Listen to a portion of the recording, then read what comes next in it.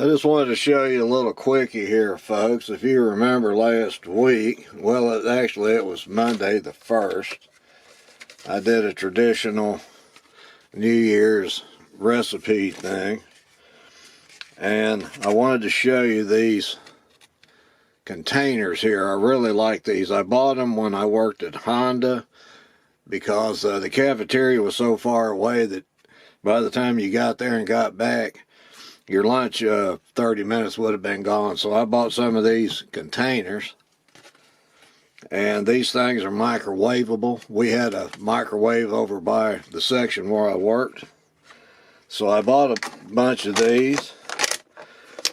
They close up real good, sit in the refrigerator. All you have to do is take this and nuke it, depending on what you have in there, of course. Usually somewhere between 4 and 5 minutes, everything was hot.